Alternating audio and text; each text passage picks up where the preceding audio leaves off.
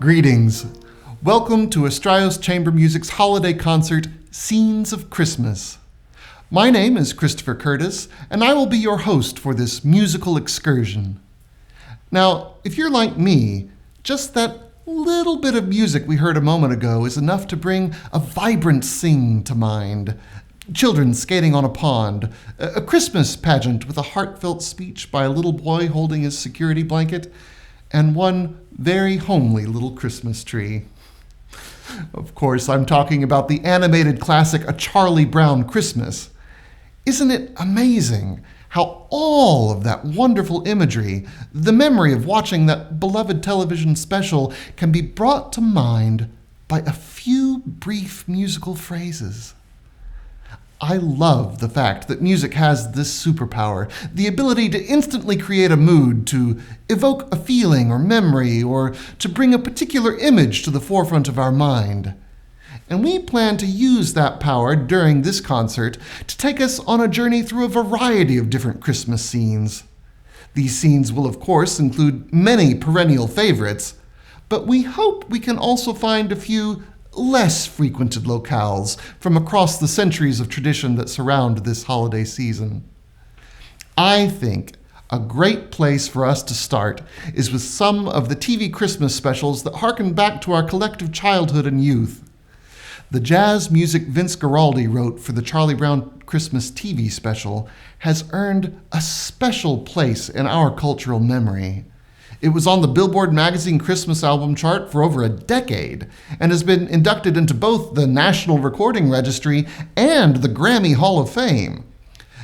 After we've listened to a couple of Guaraldi's memorable tunes, we'll continue with a few songs from another classic 1960s television special. I bet you'll know exactly what special I mean once you hear the music playing. Let's see what scenes come to mind as we listen.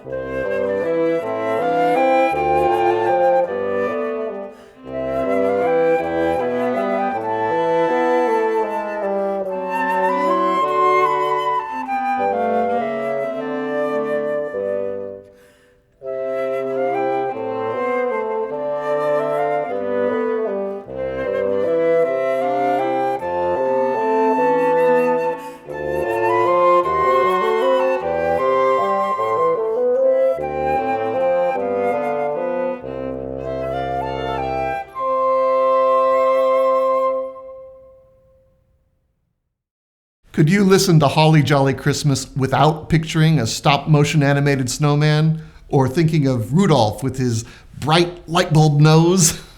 I know I couldn't. And I just loved our special Astraios arrangement of silver and gold. Well, now that we've gotten the holiday juices flowing, I think it's time we set the stage for a rather different Christmas scene. O Come, Emmanuel is an evocative hymn that comes to us from a much earlier time. Its origins date back to the medieval monasteries over 1,200 years ago. The week before Christmas, the monks would sing in Latin a song about anticipating the coming birth of Christ. However, over the centuries, the words, the meter, the melody, and the language all went through numerous changes. It didn't take its modern English language form and familiar tune until the mid-19th century. Our Astraios version begins with the familiar melody, all alone by itself, reminding us of the plain chant version that the monks sang over a millennia ago. And that is followed by two-part and four-part versions believed to have originated in the 13th century. Perhaps you'll feel the rhythms of the music suggest a simpler, slower time before the rush of modern life. Or maybe you'll even get a sense of the reverence, devotion, and holiness that would have been integral to the monastic observance of Christmas.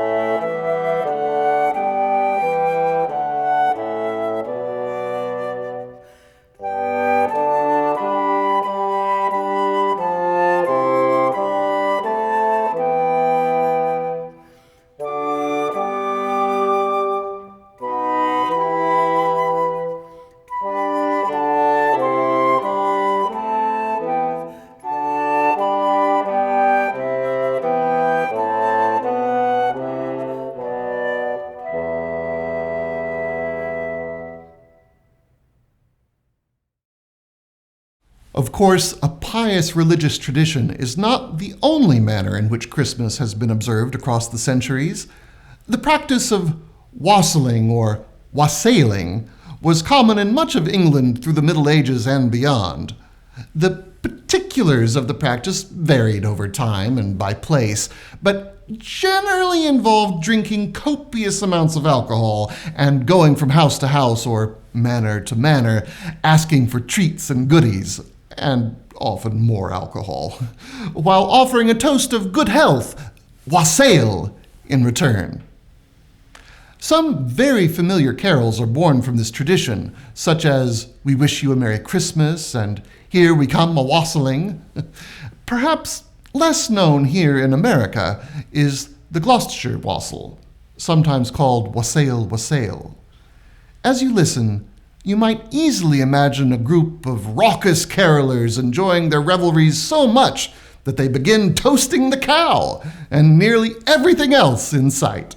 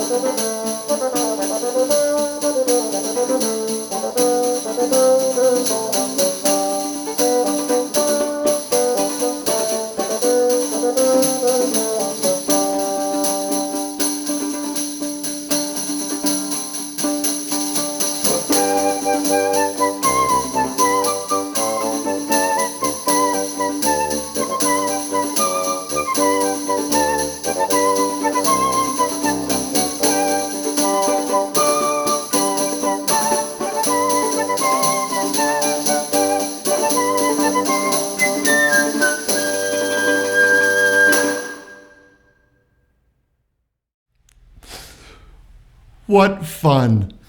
Of course, not every Christmas song is so light.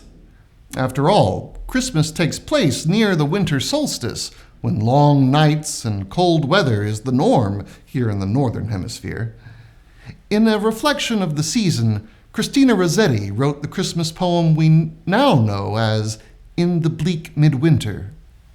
It has been set to music many times. The setting we will perform was composed by Harold Darke, and in a poll of Best Christmas Carols voted on by UK and American choir masters, the Darke version won the top honor. After In the Bleak Midwinter, we will get to hear the Huron Carol. Written in the 1640s by a Jesuit missionary to the Wendat people in Canada, this carol was originally written in the Wendat language and borrowed imagery from other Wendat stories to tell the story of Jesus' birth in context that would be familiar. There are now several English translations, and it remains a popular Christmas carol in Canada. The English translation we are using was written by Dana Lynn Seaborn, a member of the Wendat community. She worked to make an English translation that fit the spirit of the original carol, pulling imagery from Wendat narratives, but making it accessible to outsiders.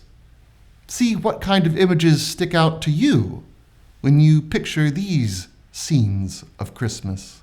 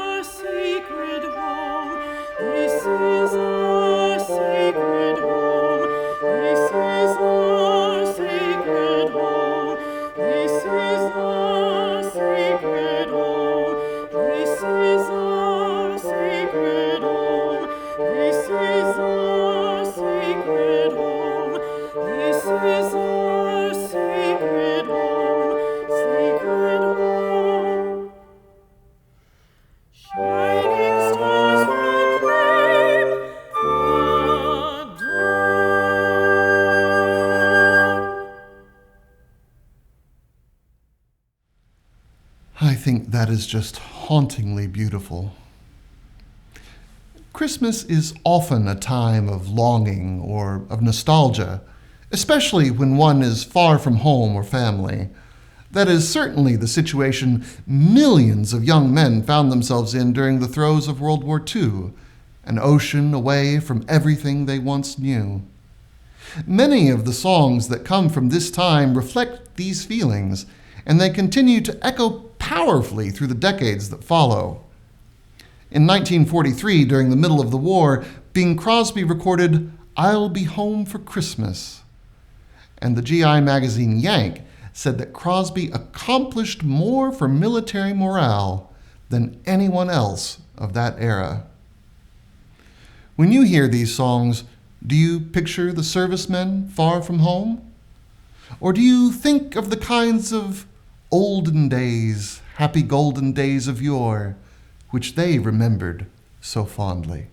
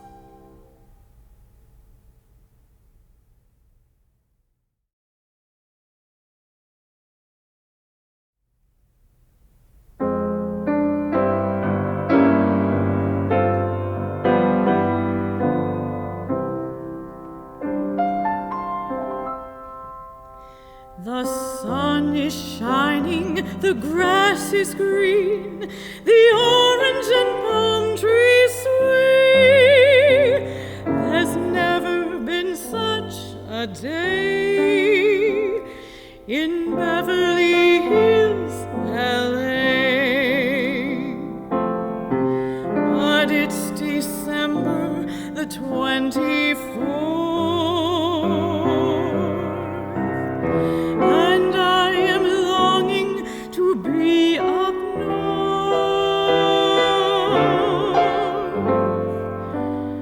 I'm dreaming of a white Christmas, just like the ones I used to know, where the treetops glisten and children listen to hear sleigh bells in the snow. I'm dreaming of a white Christmas with every Christmas card I write. May your days be merry and bright, and may all your Christmases be white. I'm dreaming of a white Christmas, just like the ones I used to know,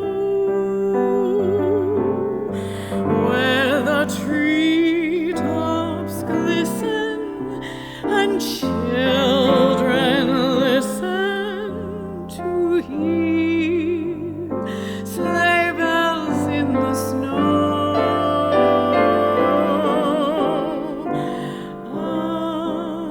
I'm dreaming of a white Christmas with every Christmas card I write. May your days be merry and bright, and may all your Christmases be white.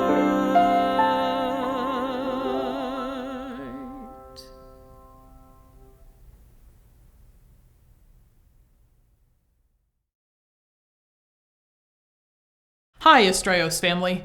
We hope you're enjoying our holiday concert, Scenes of Christmas. I'm Ruth Ann Ritchie, founder and executive director of Astraios, and we are so glad that you've taken some time out of your holiday season to sit down, maybe with friends and family, and watch our performance. We know that these videos have become a bit of a tradition for many of you since the pandemic, and we're happy to continue bringing you music and holiday joy. At Astraios, we believe that music has the power to unite and uplift us. That's why we're committed to creating innovative, educational, and engaging performances that speak to the heart and soul of our audiences. But we can't do this without your support. As we come close to the end of the year, we hope that you will consider making a year-end tax-deductible donation. As a nonprofit organization, we rely on the generosity of our supporters to keep our mission alive. Your contribution, no matter the size, allows us to continue to provide high-quality musical experiences for audiences of all ages and backgrounds. Your donation helps us to cover the cost of our concerts, both live and virtual, to pay our musicians and staff, and to invest in new projects that will expand our reach and impact in the community. Every dollar counts, and we are grateful for any support you can offer. You can donate easily and securely on our website or by clicking the link down below. So once again, thank you for joining us for Scenes of Christmas. We hope that our music brings you peace, joy, and a sense of togetherness during this holiday season. Before I return you to your host, Christopher Curtis, I want to wish you a happy and healthy new year from all of us at Astraios Chamber Music. When it comes to Christmas traditions, a lot of the things we take for granted as being a part of the holiday really became mainstream in the English-speaking world during the 19th century, and Queen Victoria and her royal brood helped begin and solidify many trends which continue through to today.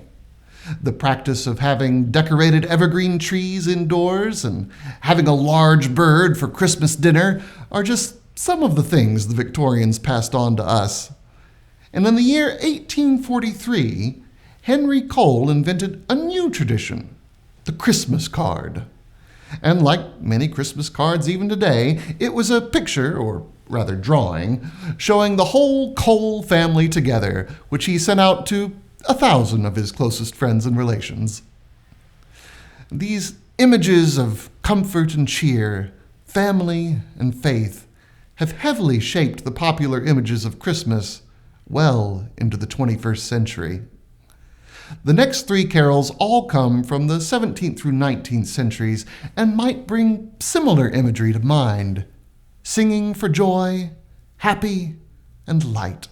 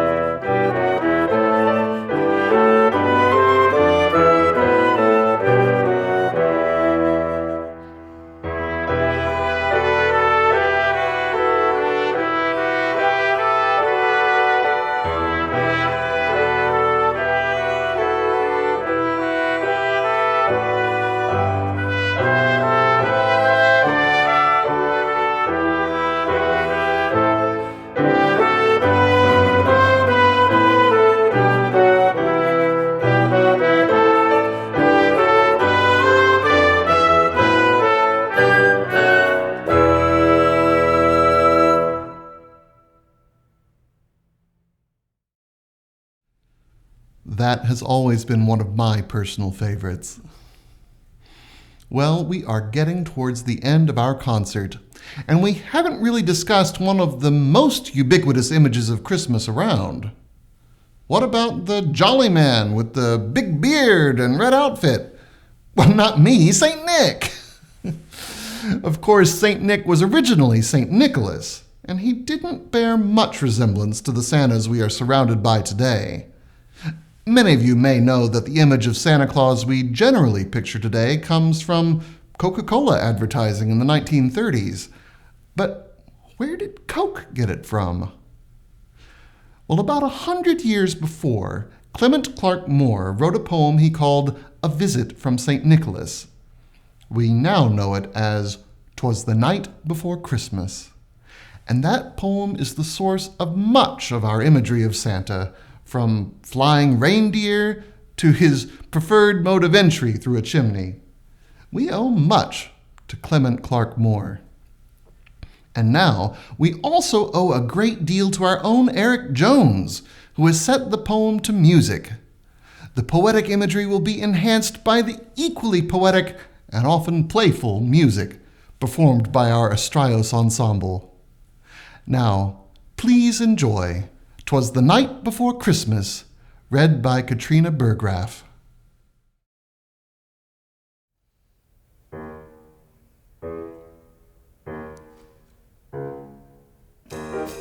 'Twas the night before Christmas, when all through the house not a creature was stirring, not even a mouse. The stockings were hung by the chimney with care, in hopes that St. Nicholas soon would be there. The children were nestled all snug in their beds, while visions of sugar plums danced in their heads. And Mama in her kerchief, and I in my cap, had just settled our brains for a long winter's nap.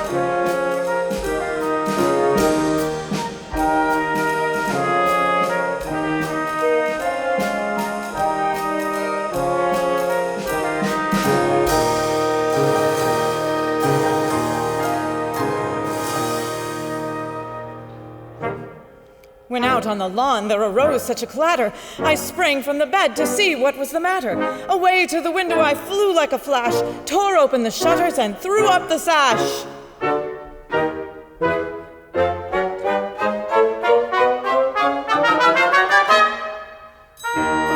The moon on the breast of the new-fallen snow gave the luster of midday to objects below, when what to my wondering eyes should appear but a miniature sleigh and 8 tiny reindeer.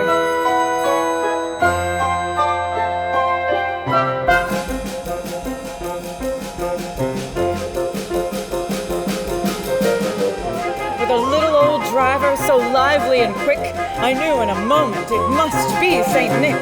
More rapid than eagles his coursers they came, and he whistled and shouted and called them by name. Now Dasher, now Dancer, now Prancer and Vixen, on Comet, on Cupid, on Donner and Blitzen, to the top of the porch, to the top of the wall. Now dash away, dash away, dash away all. As dry leaves that before the wild hurricane fly, when they meet with an obstacle, mount to the sky, so up to the housetop the coursers they flew, with a sleigh full of toys and St. Nicholas too. And then, in a twinkling, I heard on the roof the prancing and pawing of each little hoof. As I drew in my head and was turning around, down the chimney St. Nicholas came with a bound.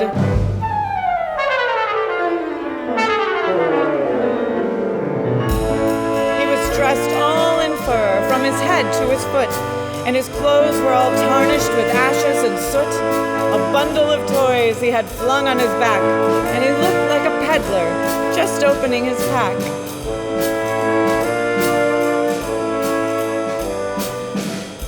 His eyes, how they twinkled, his dimples, how merry. His cheeks were like roses, his nose like a cherry. His droll little mouth was drawn up like a bow, and the beard of his chin was as white as the snow.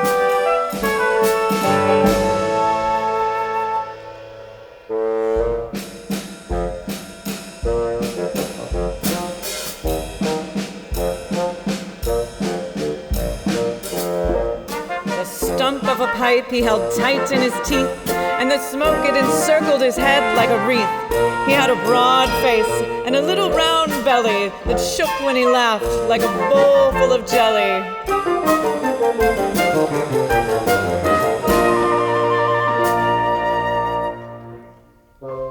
He was chubby and plump, a right jolly old elf, and I laughed when I saw him in spite of myself. A wink of his eye and a twist of his head soon gave me to know I had nothing to dread.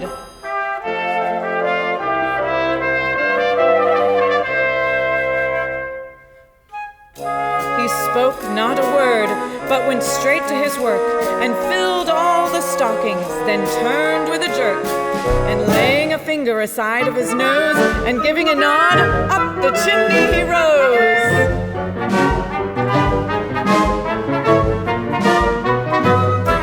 He sprang to his sleigh, to his team gave a whistle, and away they all flew like the down of a thistle.